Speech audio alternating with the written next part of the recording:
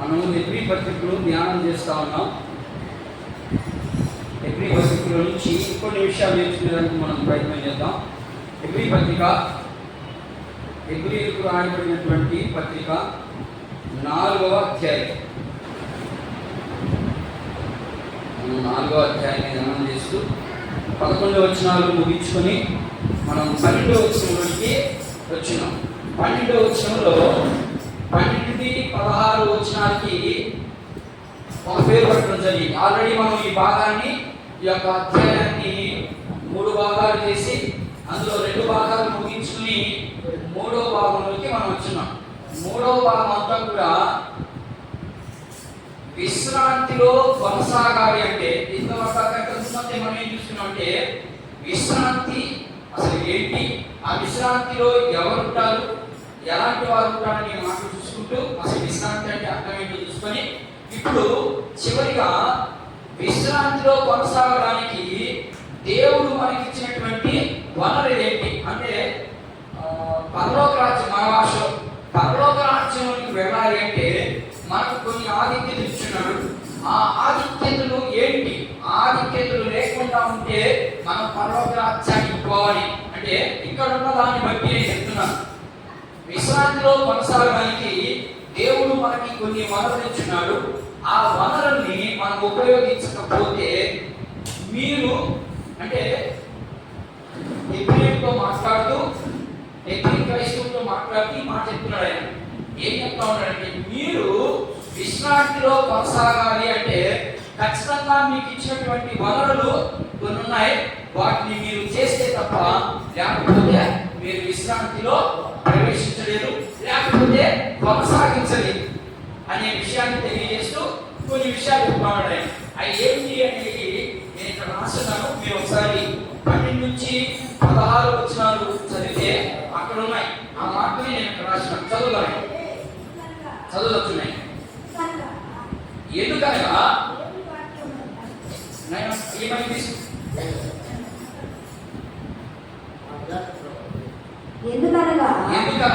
దేవుని వాక్యము సజీవమై బలము గలదై రెండంచులు కలిగిన ఎటువంటి కట్టము కట్టెను వాడిగా ఉండి ప్రాణాత్మలను కీళ్లను మూలులను విభజించినంత మట్టుకు దూరుచు హృదయం యొక్క తలంపులను ఆలోచనలను శోధించుచున్నది. మరియు ఆయన దృష్టికి కనబడని దృష్టము ఏదీ లేదు. మనము ఎవరికి లెక్క అప్పచెప్పవలెనో ఆ దేవుని కనులకు సమస్తమును మరుగు లేక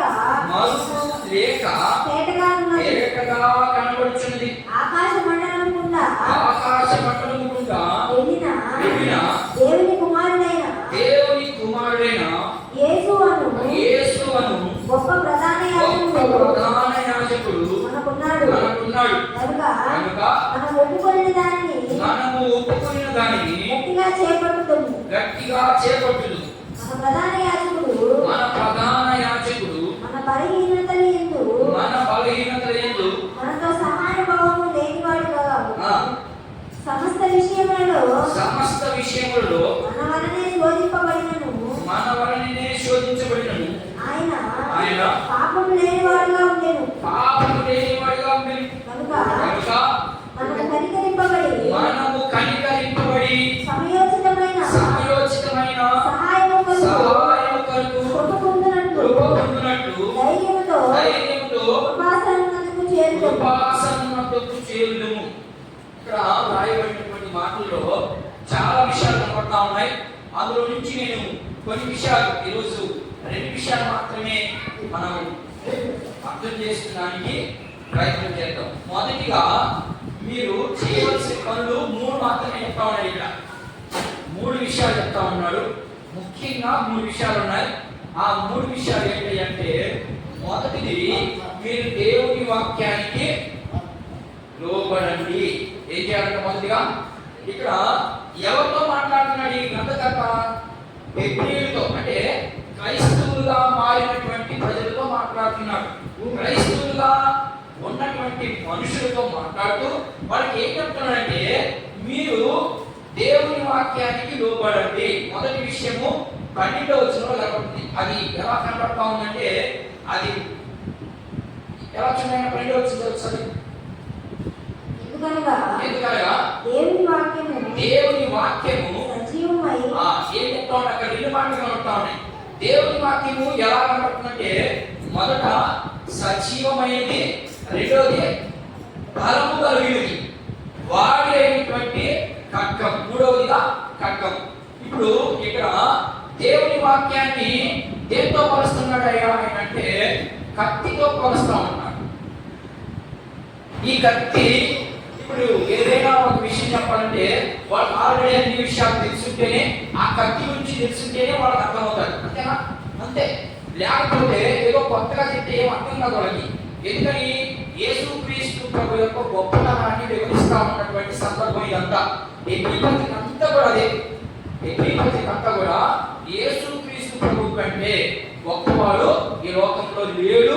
ఇంతకుముందు మీరు ఆరాధిస్తున్నటువంటి లేదా మిమ్మల్ని నడిపిస్తున్నటువంటి నాయకులు కానీ, ప్రభుత్వులు కానీ, అధికారులు కానీ, రాజులు కానీ, ప్రధాన యాజకులు కానీ ఎవ్వరు కూడా ఈయన కంటే గొప్ప వ్యక్తి లేడు అనే దానికి ఆయన ప్రూఫ్ చూపిస్తా ఉన్నాడు. ఆయన కొన్ని కారణాలు చూపిస్తాడు, లేదా కొన్ని ఆధారాలు చూపిస్తా ఉన్నాడు. ఏంటయ్యా ఆధారాలు అంటే, మొదటిగా మీరు దేవుని వాక్యానికి లోబడండి అని మొదటి విషయం. ఎవరు అక్కడ అసలు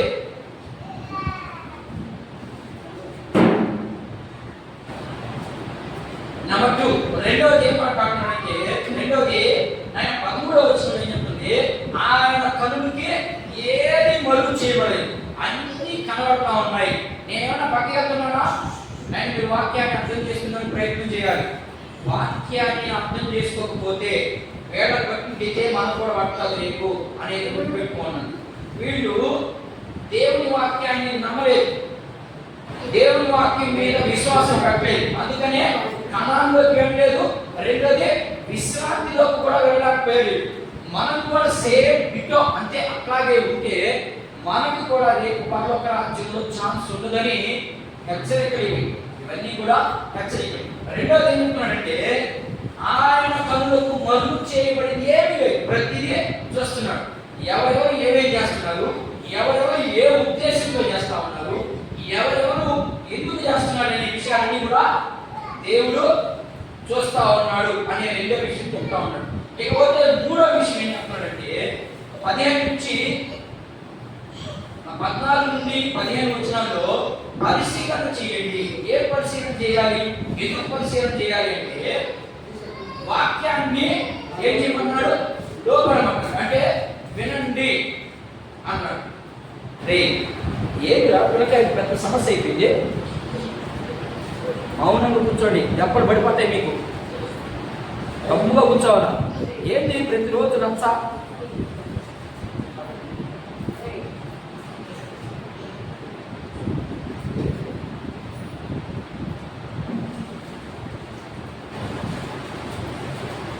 చూడండి, రెండోది ఏం చెప్తామంటే పరిశీలన చేయండి. మూడో దాని మీద ఆధారపడండి. దేని మీద? వాక్యానికి ఇవ్వబడండి. అసలు వాక్యము సత్యమా అసత్యమా, మీరు విన్నది అసలు మంచిదేనా లేకపోతే కొత్తదేనా చెప్తున్నాను. మీరు వినండి, ముందు వాక్యానికి లోబడండి. ఆ తర్వాత లోబడిన దాన్ని ఏం చేయాలంటున్నామా, రెండోదిగా పరిశీలించాలి. ఇది అసలు జరిగిందా జరగలేదా, ఇది చెప్పేది నిజమా అబద్ధమా అని పరిశీలన చేయాలి. రెండోది.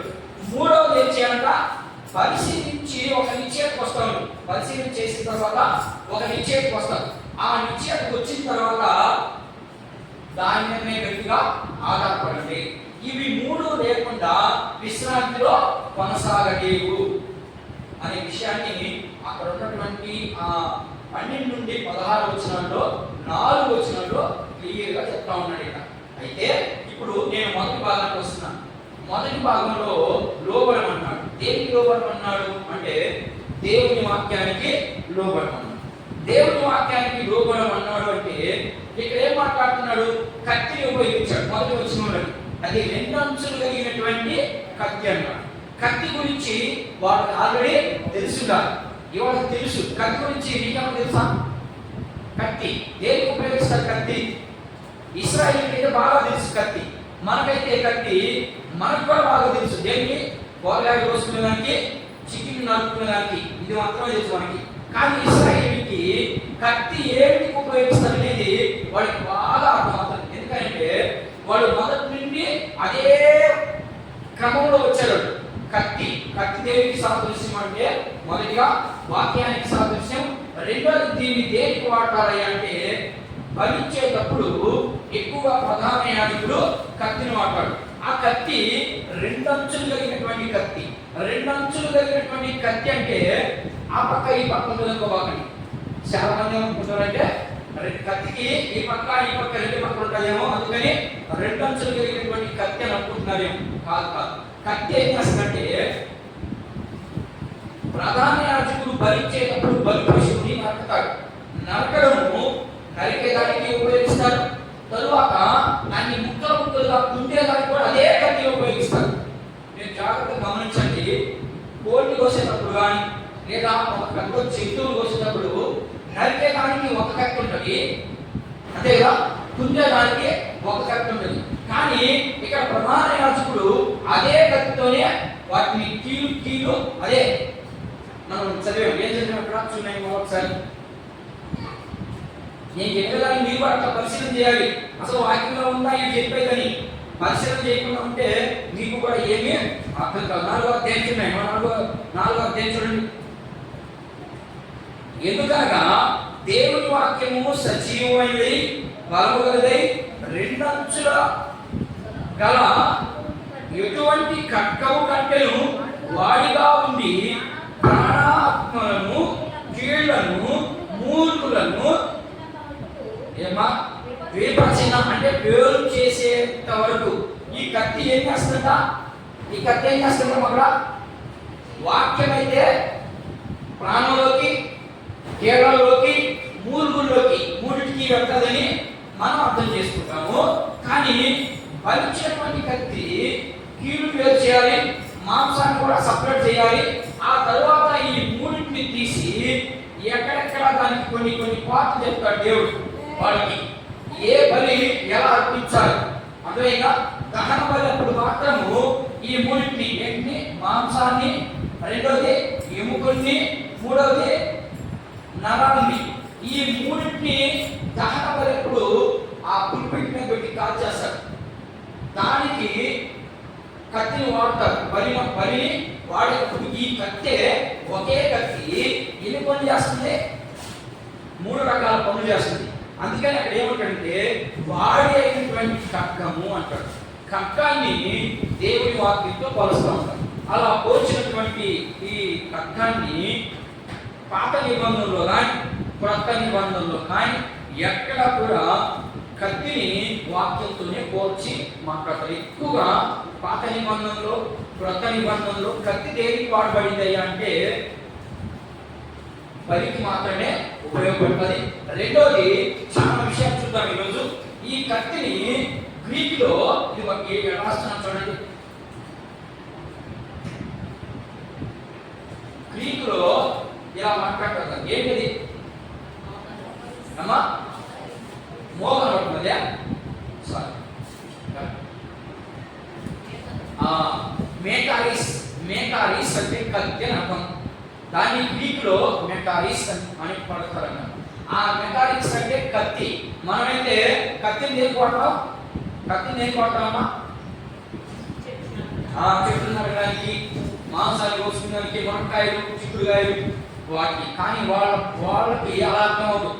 మనకైతే నాకు అర్థం అవుతుంది. ఎందుకని వాక్యం మీద మనకు సరైన పట్టుండదు, బయట మనకు అర్థం కాదు. కాబట్టి మనం కత్తి గురించి మాట్లాడుతున్నాం, మనం అక్కడికి వెళ్ళిపోతాం. కానీ అది అక్కడ అది కాదు. వాళ్ళకి బాగా తెలుసు అది ఏం చేస్తుంది తెలుసు. ఆ కత్తి ఏమేమి చేస్తుంది, ఎలా చేస్తుంది, అన్ని విషయాలు తెలుసు. అందుకని వాళ్ళతో మాట్లాడుతూ ఇదిగో వాడేటువంటి కత్తి అనే దాన్ని చూపిస్తూ అందులో నుంచి కొన్ని మాటలు చూపిస్తున్నారు. ఏ అని పెట్టుకోండి. ఏ పెట్టారు? ఇది దేవుని వాక్యాన్ని ఆయన వివరించాడు ముందుగా. రెండవది కత్తితో పోల్చుట. దేవుని వాక్యాన్ని కత్తితో పోల్చుట. చూద్దాం ప్రకటన గ్రంథము చూద్దాం, కొన్ని మాటలు చూద్దాం. యేసు ప్రభు మాటే కత్తి లాంటిదంట. నేనైతే మాట పెట్టుకుంటాను. యేసు ప్రభు మాట కత్తి లాంటిది. చూద్దాం ప్రకటన గ్రంథంలో 16 వచ్చింది. చూద్దాం కొన్ని వచనాలు మనం గమనిద్దాం. ప్రకటన గ్రంథము 1వ అధ్యాయము 16 వచ్చింది. చదివి మాటలు ఇవన్నీ. ఆయన తన కుడి చేత పట్టుకొని ఉండేది. ఆయన నోట నుండి రెండంచులు గల వాడి అయిన ఖడ్గముకి బయలు వెడలుచుండెను. ఆయన ముఖము మహా తేజస్సుతో ప్రకాశించుచున్న ఏమిటంట? సూర్యుని వలె ఉండేది. మా కత్తి అనే మాట కనబడిందా? ఆయన మాట ఎలాంటిదంట? కత్తి లాంటిది. రెండవ అధ్యాయం 12 వచ్చింది. అదే పుస్తకంలో 2వ అధ్యాయము 12వ వచనంలో ఒక సంఘాన్ని గురించి మాట్లాడుతూ ఉన్నాం. చూడండి, చదువు. పెర్గములో ఉన్న సంఘపు దూతకు ఇలాగు రాయి. వాడి అయిన రెండంచులు కలిగిన ఖడ్గము కలిగిన వాడు చెప్పు సంగతి లేవనగా సార్ ఏం చెప్తున్నాడు ఇక్కడ?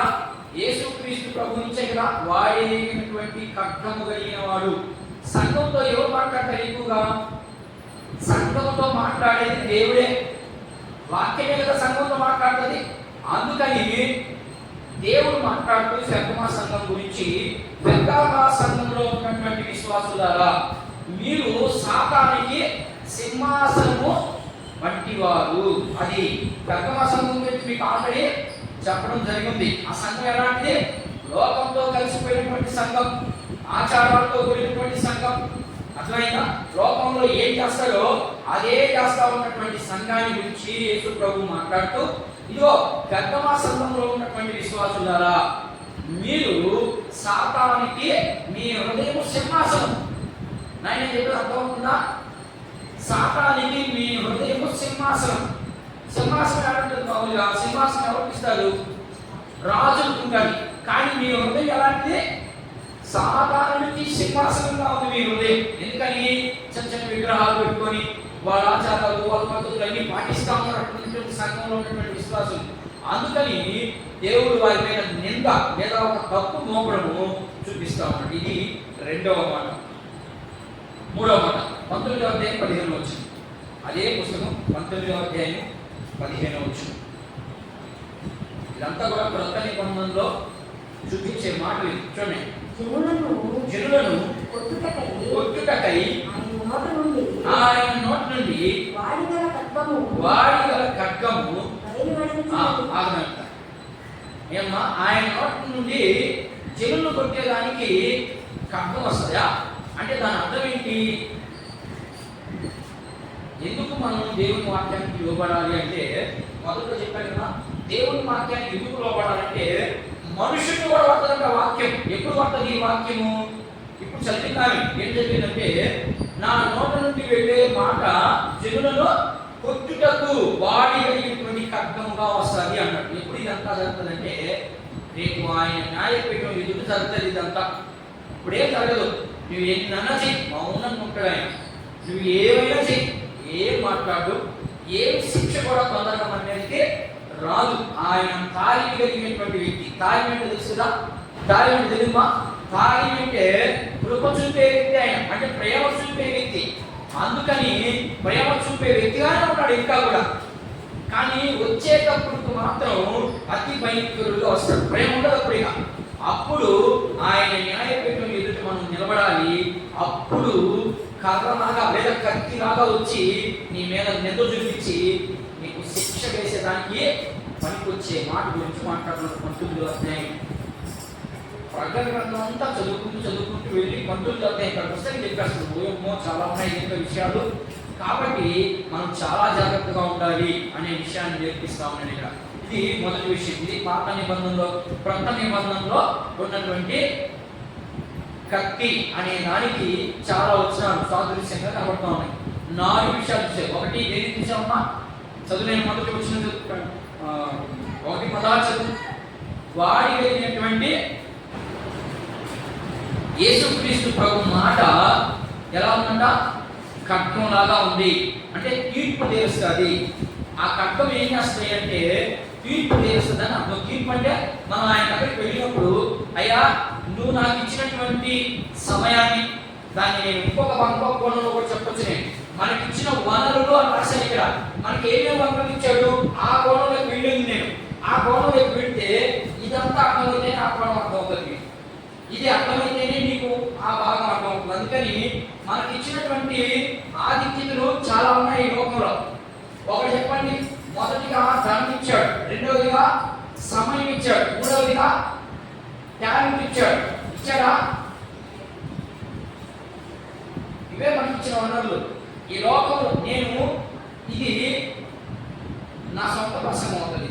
ఇట్లా చెప్తే నా సొంత ప్రసంగం అవుతుంది. ఏంటి మనకి ఇచ్చిన వనరులు ఏంటి అంటే ధనం, రెండవది సమయం, మూడవది టైం. దీంట్లో ఉన్నాయా? మీరు చదవబడిన భాగంలో ఉన్నాయా? అది అర్థం చేసుకోవాలి. ముందు విశ్వాసి వీడు చదివించిన భాగంలో నుంచే తీసుకుంటున్నాడా, లేకపోతే వీడు సొంతంగా ఆలోచన చేసి కట్టుకున్నాడా? అది ఆలోచించాలి విశ్వాసి. అది ఇక్కడ చెప్పేది. ఏం చేయాలంట? పరిశీలన చేయండి. వాక్యాన్ని, చెప్పే వాక్యాన్ని పరిశీలన చేస్తే ఇవి కనబడతాయి. ఇవి చెప్పి గుర్తిస్తున్నానా నిజమని. కానీ ఈరోజు ఈ బోధకే ఎక్కువ పడిపోతా ఉన్నాడు. ఈ బోధ నిన్ను పరలోక రాజ్యం తీసుకోబోదు. నిన్ను సంతోషపడుతుందేమో కానీ, ఒకవేళ నిన్ను కొన్ని విషయాల నుంచి బయటకు తీసుకురాగలదేమో కానీ, ఇది నిన్ను పరలోక రాజ్యానికి తీసుకెళ్ళదు. అందుకని నేను దీనికి చెప్పండి, నేను చెప్పేదంతా వివరణాత్మక ప్రసంగం. బైబిల్లో ఏ సంఘటన గురించి మాట్లాడుతున్నాడు అదే సంఘటన గురించి మాత్రమే నేను వివరిస్తాను. అర్థమైనా? దేవుని వాక్యానికి లోబడండి అనే విషయాన్ని చూపిస్తూ కొన్ని హెచ్చరికలు చేస్తా ఉంటాడు. ఇది క్రొత్త నిబంధనలో ఉన్నటువంటి కత్తి అనే దానికి చాలా సాదృశ్యాలు, 3 సాదృశ్యాలు చూపించాను. ఒకటి దేవుని మాటే కత్తి, రెండోది సంఘంలో ఉన్నటువంటి విశ్వాసులకి హెచ్చరిక చేస్తా ఉన్నాడు. కత్తిలాగా అంటే మీరు ఆచారాలు, భక్తి, మీ భక్తి సరిగా లేదు, మీ భక్తి మీద నేను ఒక తప్పు మోపాల్సి వచ్చింది అని రెండో విషయం మాట్లాడాడు. మూడో విషయము, రేపు న్యాయపీఠం ఎదుట నేను మీ మీద తీర్పు తీర్చేదానికి ప్రయత్నం చేస్తాను అని మూడవ మాట చూపించాం. ఇదంతా కూడా క్రొత్త నిబంధనలో ఉన్నటువంటి మాట. అయితే పాత నిబంధనలో ఇంకెక్కడైనా ఈ మాట కనబడతాదా మనకి అని మనం అర్థం చేసుకున్నానికి ప్రయత్నం చేస్తే చూద్దాం ఒకసారి. 49వ అధ్యాయం యెషయా గ్రంథం 49వ అధ్యాయం. అక్కడ యెషయా భక్తుల ద్వారా ఇశ్రాయేలు ప్రజలకి ఒక హెచ్చరిక ఇస్తా ఉన్నాడు కూడా చూద్దాం. యెషయా గ్రంథము 49వ అధ్యాయం 2వ వచనం ఒకసారి గమనిద్దాం. యెషయా గ్రంథము, నా నోరు వాడిగల ఖడ్గముగా ఇక్కడ ఏం చెప్తాడంటే యెషయా భక్తుడు ప్రవచనం చెప్తా ఉన్నాడు. ఇక్కడ యెషయా భక్తుడు ఇశ్రాయేలు ప్రజల మీదకి, ఇదిగో నా నోరు వాడిగలిగినటువంటి ఖడ్గముగా, ఖడ్గము ఆయన మాటే సత్యం చెప్పాడు కదా. ఆ మాట ఇప్పుడు వాళ్ళకి ఇశ్రాయేలుకి ఏం చెప్తున్నాడంటే, ఇశ్రాయేలుగా మీరు పాపం చేస్తా ఉన్నారు, దేవునికి వ్యతిరేకమైనటువంటి కార్యాలు కలాపాలు చేస్తా ఉన్నారు, దేవునికి వ్యతిరేకంగా మీరు మాట్లాడుతున్నారు.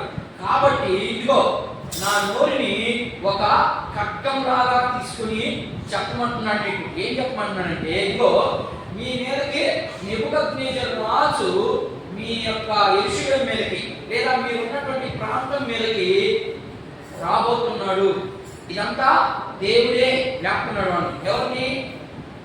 బబులోనీయుని కానీ లేకపోతే బబులోనీయుని రాజు నెబుకద్నెజరుని లేపుతున్నాడు. అంటే నెబుకద్నెజరుకి బలం వస్తుందా? దేవుడి కంటే బలం ఉన్నాయకి లే. దేవుడే పోయి ఎవరిని లేపుతాడంట? మనకు వ్యతిరేకంగా ఉన్నటువంటి వారి మీద లేపుతాడు, వాళ్ళే లేపుతాడంట. అందుకని మీరు హబక్కు గ్రంథం చదివితే, హబక్కు గ్రంథం ప్రవక్తల గ్రంథాలు బాగా చదవాలి. ప్రవక్తల గ్రంథం చిన్న పుస్తకాలు, ఆ చిన్న పుస్తకాలు చాలా ఇన్ఫర్మేషన్ పెడుతున్నాడు. అక్కడ హబక్కు గ్రంథంలో అంటాడు, అయ్యా ఇశ్రాయేలు ప్రజలు తప్పు చేస్తా ఉన్నారు. మామూలుగా సర్వసాధారణంగా ఇర్మియా చెప్పినప్పుడు తప్పు చేస్తే దేవుని శిక్ష వెంటనే వస్తుందని ధర్మశాస్త్రంలో రాయబడింది. కానీ నువ్వు ఎందుకు మౌనంగా ఉంటావు? వాడు తప్పు చేస్తానే ఉన్నారు ఇంకా, అయినా కూడా నీ యొక్క ఉగ్రత వారి మీదకి ఇంకా రాలేదని హబక్కూకు అడిగినప్పుడు దేవుడు అంటాడు, హబక్కూకు నువ్వు అనుకుంటున్నావేమో నేను మౌనంగా ఉన్నానని, నేనేం మౌనంగా లేను, వీళ్ళకంటే ఇంకా పనికి వాళ్ళని పెట్టుకున్నాను. మనం కొట్టేదానికి నీతిమంతుని పంపాడు, అర్థమైందా? మనం కొట్టేదానికి విశ్వాసం పంపించడు, మనం కొట్టేదానికి ఆత్మీయులు పంపాడు, మనల్ని హెచ్చరిక చేసేదానికి మాత్రమే ఆత్మీయులు పంపిస్తాడు. ఆ హెచ్చరికకి మనం లోబడినప్పుడు మనకంటే నిత్య దర్జంగా ఉంటాడు దేంట్లో, భక్తిలో, వాళ్ళని లేవదీస్తాడు. అలాగే లేవదీశాడు, లేవదీసి ఇసుక వేయనంత మందిని పంపించి ఇస్రాయేలుని మట్టు చేసి పరిస్థితి అంతే. దేవుని విషయంలో మాత్రం తప్పు చేస్తే దేవుడు మొదటి నుండి అలాగే చేసుకొస్తున్నాడు. మరి ఇప్పుడు ఎందుకు చేయాలా? ఇప్పుడు ఎందుకు చేయలేని మనం అనుకుంటున్నాం? ఇప్పుడు కూడా చేసేదానికి సంసిద్ధుడు ఆయన, ఎందుకంటే ఆయనకి ప్రతి దాని మీద అధికారం ఉంది, ప్రతి దాన్ని కూడా నేను చూస్తా ఉన్నాను. చేయండి, మీరు మీ ఇష్టం వచ్చినట్టు చేయండి, మీ ఇష్టం వచ్చినట్టుగా మాట్లాడండి, మీ ఇష్టం వచ్చినట్టుగా సమయాన్ని వ్యర్థం చేయండి, నేను చూసుకుంటాను. నాకు ఒక సమయం ఉంది, లెక్క చెప్పాలి కదా. చెప్పాడు మనకి ఇక్కడే ఎవ్రీ పర్టికులర్ ఉంటుంది ఆ మాట, ఎక్కడ మాట చూద్దాం ఒకసారి.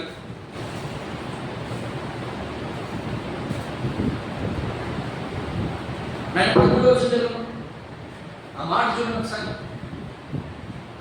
మరియు ఆయన దృష్టికి కనబడినవి సృష్టం ఏదీ లేదు, మనము ఎవరికి లెక్క అప్పజెప్పాలను ఆ దేవుని కనులకి సమస్తము మరుగు చేయబడలేదు. చాలా ఇక్కడ ఏం చెప్తున్నాడంటే మన అందరినీ కూడా లెక్క అప్పగించాలి. ఏ లెక్క అయ్యా అంటే చాలా లెక్కలు ఉన్నాయి, ఆ లెక్కలన్నీ నేను మరలా చూసి చెప్తాను. మీకు ఆల్రెడీ అర్థమైపోవాలి ఇప్పుడే ఆ లెక్కలు, అర్థమైనా? మొదటిది దేవుని వాక్యానికి లోబడండి అన్నాడు. లోబడిన తర్వాత వాక్యాన్ని కత్తితో పోలుస్తా ఉన్నాడు. ఆ కత్తితో పోల్చి కొన్ని ఉదాహరణలు చెప్తున్నాడు. ఇదిగో కత్తి లాంటి మాట దేవుని మాట, ఆ దేవుని మాట మీరు వినకపోతే కత్తి ఏం చేస్తుంది? ఫస్ట్ లో ప్రధాన యాజకుడిగా ఏం చేస్తుంది? ముక్కలు ముక్కలుగా నరకతా ఉంది. అట్లాగే మిమ్మల్ని నరకబోతుంది. ఆ నరకపోయే కత్తి యేసుక్రీస్తు ప్రభువు అట్లా చూపిస్తా ఉన్నాడు. వాళ్ళు ఏమనుకున్నారు? ఎవరితో మాట్లాడుతున్నారు ఈ మాటలన్నీ? ఎవరితో మాట్లాడుతున్నామా? హెబ్రీయులతో మాట్లాడుతున్నాడు. హెబ్రీయులు ఎలా ఉన్నారు? యేసు ప్రభు దగ్గరికి వచ్చారు, యేసు ప్రభుని పక్కన పెట్టారు, మరలా వినిదిరించి వస్తా ఉన్నాడు. అలాంటి వారితో మాట్లాడుతున్న మాటలన్నీ మీరు వాక్యాన్ని చెప్పేటప్పుడు ప్రతి దాన్ని కూడా నేను మీకు ముందుగా చెప్తున్నాను. ఇంట్రడక్షన్ అంతా చెప్తా ఉన్నాను. ఇంట్రడక్షన్ మీరు జాగ్రత్తగా వినాలి, విన్నప్పుడు మాత్రమే దేవుని వాక్యం అర్థమవుతుంది. సరే, ఇంకొక మాట కూడా చూద్దాం. కీర్తన గ్రంథము 57వ కీర్తన చూద్దాం. శ్రోతలు ముగించడానికి ప్రయత్నం చేస్తాను. 57వ కీర్తనలో దావీదు మహారాజు సౌలు దగ్గర నుంచి పారిపోయేటప్పుడు మాట్లాడిన మాటలు ఇవన్నీ. సౌలు కలుపుకుంటాడు కదా, కలుపుకునేటప్పుడు మాట్లాడిన మాటలు చదివే కీర్తన గ్రంథము 57:4 నా ప్రాణము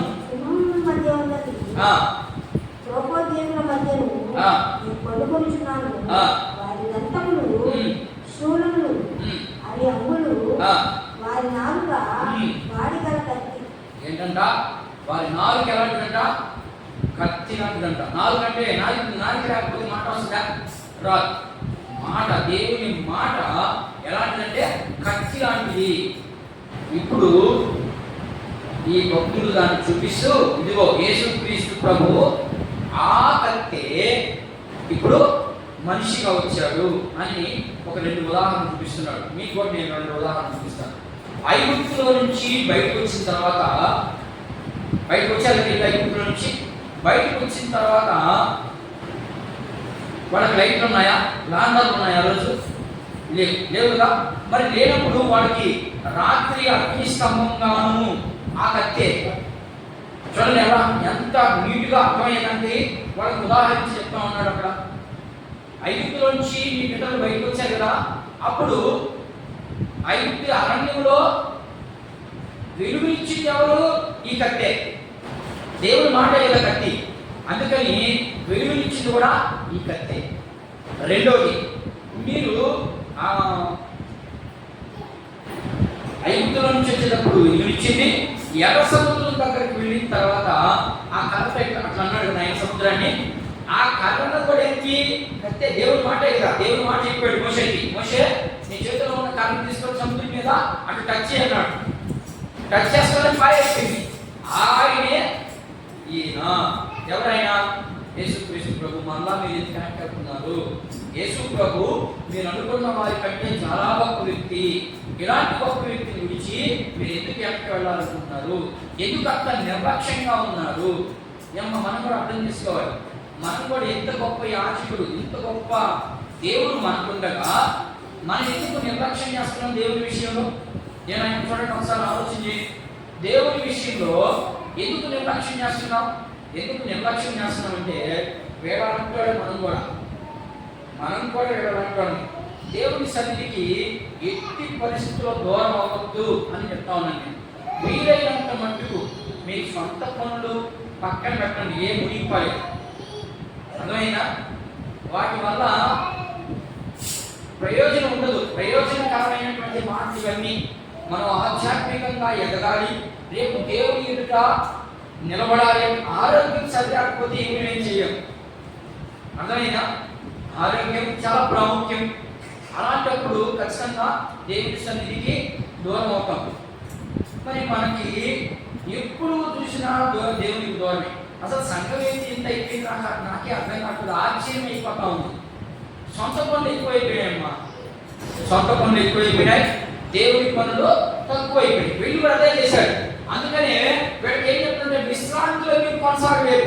మీరు కొనసాగాలి అంటే ఇదిగో వాళ్ళ మాస్టర్ వస్తున్నాయి. మీకు ఇచ్చినటువంటి ధన సంగతి పక్కన పెట్టండి. ధనం ఇవ్వలేం, మనం ఎక్కడ ఇవ్వలేం. ఎందుకంటే మనమే పేదరికంలో ఉన్నాం, మనం ఇవ్వలేం. ఈ సంగతి పక్కన పెట్టండి. ఇక కొరవ రెండు ఈగలం ఖచ్చితంగా ఇవ్వగలడు మనిషి. సమయం, నీకు ఇచ్చిన సమయము దేంతో కడుపుతున్నావు నువ్వు? ఎక్కువగా సెల్ ఫోన్తోను, టీవీతోను, ఇరుగు పొరుగు అక్క చెల్లెలతో మాట్లాడుకుంటా ఈ సమయాన్ని వృధా చేస్తా ఉన్నాం. అందుకని ఎఫ్ఎస్సి పత్రికలో మాట సమయాన్ని పోనీయక సమయాన్ని సద్వినియోగపరుచుకోండి అన్నాడు.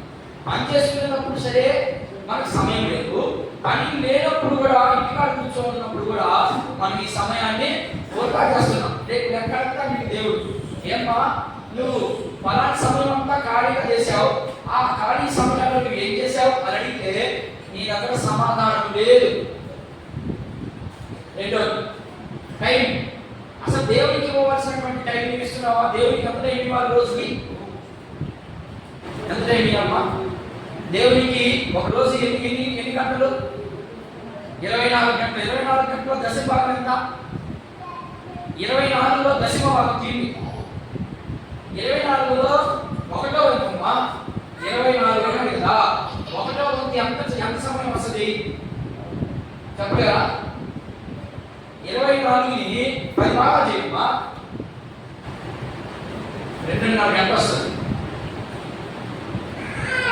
2.5 గంటలు వస్తుంది. ఈ 2.5 గంటలో కనీసం అరగంట అయినా ఇవ్వగలుగుతున్నావా మనం సమయాన్ని?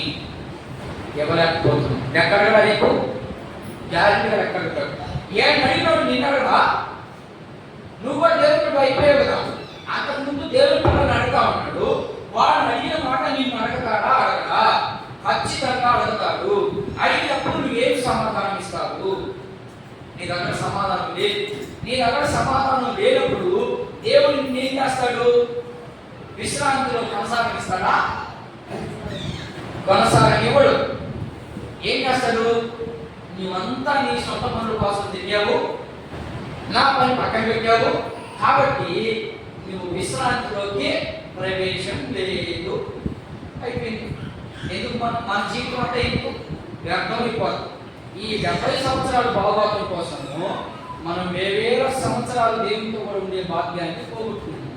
అతని మీ యొక్క రక్త సంబంధికుని మీ బంధువుని పోగొట్టుకోమని నా ఉద్దేశం. నువ్వేం చేస్తావో నీకు అనవసరం. నువ్వేం చేస్తావో దేవునికి అనవసరం. దేవుని టైం మాత్రం దేవుని టయానికి దేవుని టైం అప్పగించాల్సిందే. ఒకరోజు, 2 రోజులు, 3 రోజులు మనం ఫుల్ బిజీగా ఉంటాం. 4వ రోజు దేవుడు కనపడ్డా ఖచ్చితంగా కనపడాలి. మనిషి శ్రమ వచ్చినప్పుడైనా కనపడేది మనకు శ్రమ ఎక్కువ వచ్చినప్పుడు మాత్రమే కనపడతాడు దేవుడు, తర్వాత రోజుల్లో మనకు కనిపించాడు. అందుకని హెచ్చరిస్తున్నాడు, ఇదిగో దేవుని వాక్యానికి లోబడండి, లోబడకపోతే అది కత్తి ఎలా ముక్కలుగా నరికిందో భరించేటప్పుడు అలాగే నీ కేడలోకి మూలుగుల్లోకి వాక్యం వెళ్ళిపోద్ది. ఆ వాక్యానికి నువ్వు లోబడినప్పుడు మాత్రమే నీవు విశ్రాంతిలో కొనసాగుతావు. ఇది మొదటి పాయింట్. రెండవ పాయింట్ 10వ వచనంలోనే ఆయన కనులకి మరుగు చేయబడింది ఏది లేదు. ఏం లేదమ్మా, అంతే అక్కడ పాయింట్. ఆయన కన్నుకి మరుగు చేయబడింది ఏది లేదు. మరుగు చేయబడలేదా? బైబిల్లో మరుగు చేయబడిందా, చేయబడలేదా? నేను చెప్పేది అర్థమవుతుందా? నడగొట్టున్నారా? పక్కన ఉన్నారా?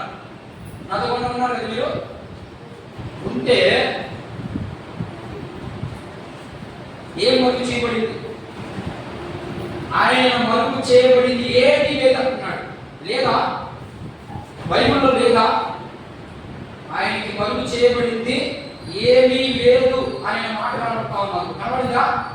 మరి ఆయనకి మరుగు చేయబడింది ఏమీ లేదా? ఉందా? లేదు? ఏముంది? ఉంటే ఏముంది? దేవునికి మరుగు చేయబడింది ఉందా లేదా? మొదటి ప్రశ్న. ఒకవేళ ఉంటే ఏది మరుగు చేయబడింది? లేకపోతే మరుగు చేయబడింది లేదా? గుర్తు రావట్లేదా?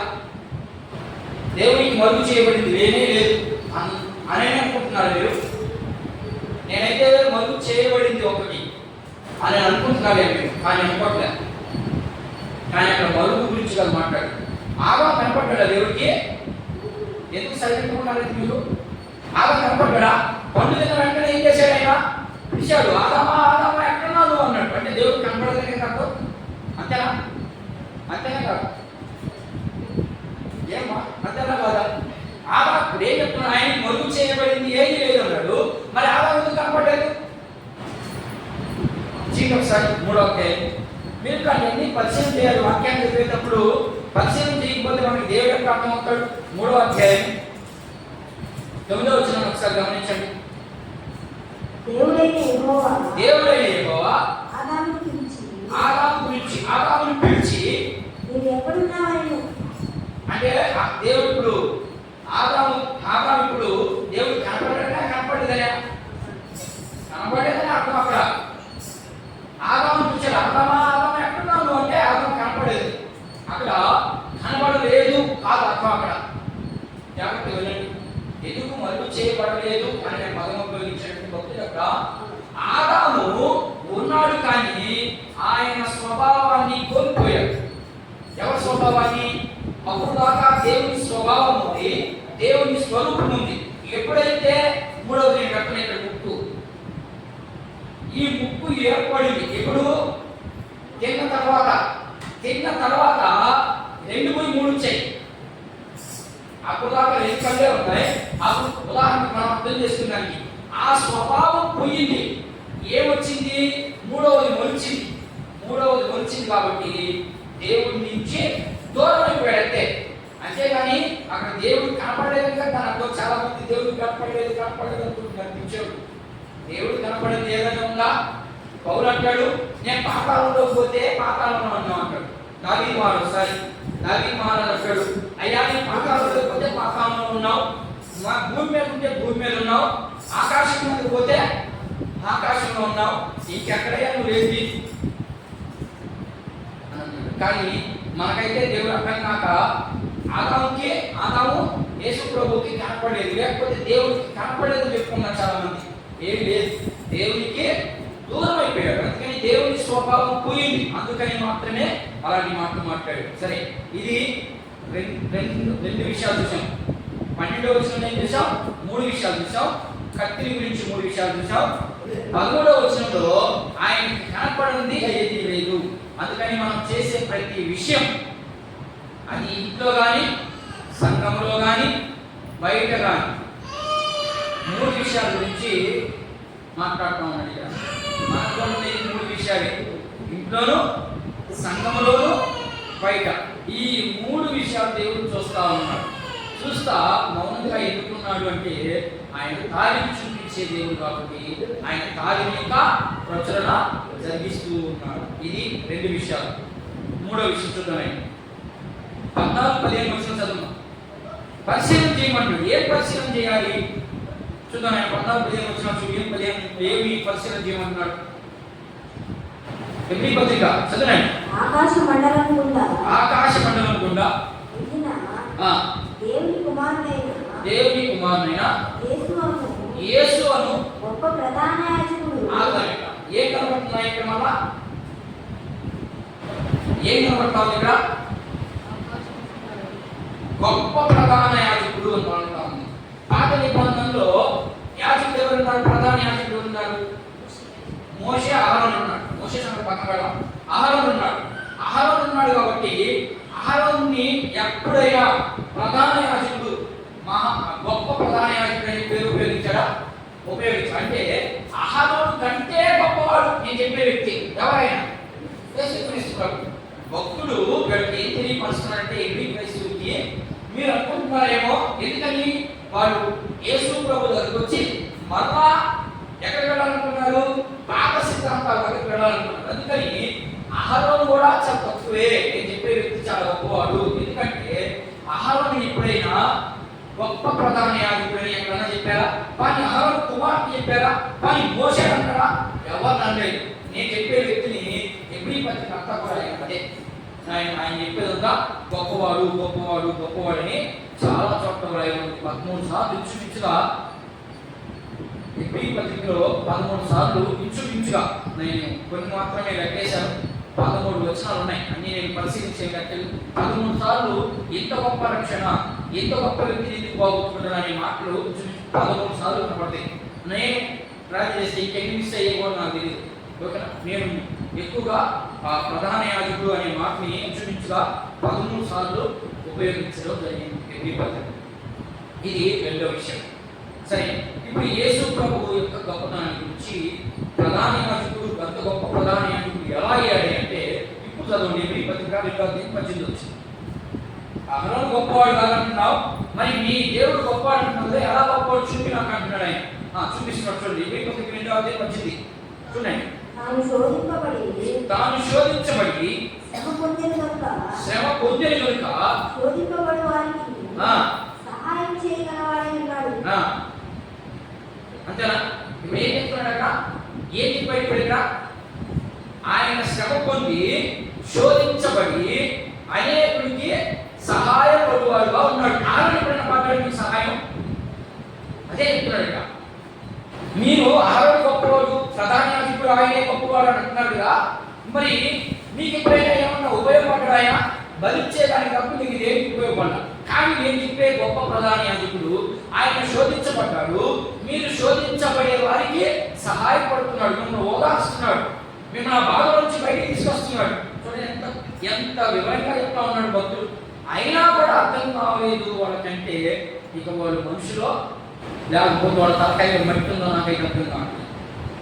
మరి మీకు కూడా అంతే, మనకు కూడా అంతే. మనకు కూడా మట్టి ఉందా, లేకపోతే మెదడు ఉందా, తెలివి ఉందా, జ్ఞానం ఉందా, మనం కూడా అర్థం చేసుకోవాలి. ఇకపోతే రెండో విషయం, 5వ వచనం, 5వ అధ్యాయం 2వ వచనం, 5:2 చదవండి. మొదటి విషయం ఏం చెప్తున్నాడు? శ్రమ పడ్డాడు, శ్రమలో ఉన్న వాళ్ళని విడిపిస్తాడు. రెండో విషయం చదవండి కరెక్ట్గా. బలహీనత చేత ఆవరింపబడి ఉన్నందున అతను ఏమీ తెలియని వారి ఎడలను త్రోవదప్పిన వారి ఎడలను కార్యం చూపగలవాడై ఉన్నాడు. ఏం చెప్పాడ? త్రోవదప్పిన వారిని కూడా ఏం చేస్తాడంట? ఆయన దగ్గరకు వచ్చి త్రోవదప్పిన రోజులు త్రోవదప్పిపోయిన వారికి కూడా ఆయన నా ప్రేమను చూపిస్తాను. ప్రేమ, నా ప్రేమను చూపిస్తాను అని అంటున్నాడు. ఆయన తప్పిపోయిన వారిని ప్రేమ చూపిస్తున్నాడు. కానీ అహరోను తప్పిపోతే ఒప్పుకుంటాడా? ఆ రోజు ఒప్పుకుంటాడా? తప్పు చేస్తే వాడు శిక్ష పడుతుంది. కానీ ఈరోజు నువ్వు తప్పు చేసినా కూడా ప్రేమ చూపిస్తాడు నా దేవుడు. ఎందుకంటే గొప్ప దేవుడు పెట్టేస్తున్నారు. మీరు వెనక్కి వెళ్ళకండి, ఆయన వాక్యానికి ఇవ్వబడండి, ఆయన మాటను సిద్ధపరచుకోవడని కొన్ని మాటలు చూపిస్తున్నాడు. 7:20 అక్కడ నేను ముగించడానికి ప్రయత్నం చేస్తాను. ఈయన తన ద్వారా దేవుని యొద్దకు వచ్చువారి పక్షమున విజ్ఞాపనము చేయుటకు నిరంతరము జీవించుచున్నాడు గనుక వారిని సంపూర్ణంగా రక్షించు ఎవరినమ్మా నేను మళ్ళా చదువు మాటని ఈయన తన ద్వారా దేవుని ఎదుగు వచ్చి వారి పక్షమున ఆగదంట. ఎవరితో వచ్చే వారి పక్షాన్ని అంటాడంటే ఆయన విజ్ఞాపన ఎవరి పక్షాన్ని చేస్తున్నాడు కదా. మీకు అర్థమవుతున్నాయని నేను చెప్పే వాక్యం అర్థమవుతుందా? అర్థమవుతుందా? ఎవరైతే దేవుని యొక్కకు వస్తారో ఎప్పుడు ఆదివారం కాదు, శుక్రవారం కాదు. మీరు మళ్ళీ అనుకునే మేము కూడా ఆదివారం శుక్రవారం వస్తున్నాం కదా, అందుకని మా పక్షాన్ని విజ్ఞాపన చేస్తున్నారని అనుకుంటున్నారేమో. కానీ మాట అక్కడ చెప్పలేదు. ఎవరైతే దేవుని పక్షాన్ని ఉంటారో చదువు వారి గురించి విజ్ఞాపన చేయటం. విజ్ఞాపన ఎందుకు చేస్తారు? విజ్ఞాపన అంటే దేవుడు దగ్గరికి వచ్చాడు, తప్పుజీరా తప్పు చేస్తాం, పడిపోతాం. ఆ పడిపోయినప్పుడు దేవుడి శిక్ష వెంటనే మన మీద కావాలి.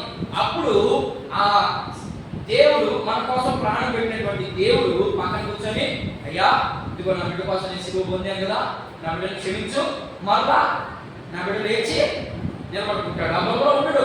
ఈ రోజు తప్పలేదు బావా, ఇంకా కాసేపు మరలా నిలబడుకుంటాడని విజ్ఞాపన చేస్తున్నాడు. ఎవరి నిమిత్తము? దేవుని పక్షాన ఉన్నవాడు మాత్రమే. దేవుని పక్షాన లేనోడు ఉండదని దాని అర్థం. మరి మనం ఉన్నామా లేదో మనం మనసులో తీసుకోవాలిగా. మనం ఉంటే నీ కోసం నా కోసం విజ్ఞాపన చేయడానికి సిద్ధంగా ఉన్నాడు. మనం లేకపోతే ఏం చేస్తుంటాడు? ప్రేమ చూపిస్తాడు, నేను విజ్ఞాపన చేయడు. మిస్అండర్స్టాండింగ్ చేసుకోబాకండి. ఇక్కడ ప్రేమ మాత్రం చూపిస్తాడు, నేను ఫోటోలో తిట్టాడు, సైలెంట్ ఉంటాడు ఆయన. కానీ విజ్ఞాపన మాత్రం చేయడు. విజ్ఞాపన చేయకపోతే ఏమొస్తుంది? మనకి ఖచ్చితంగా శిక్ష వస్తుంది, శాపం వస్తుంది.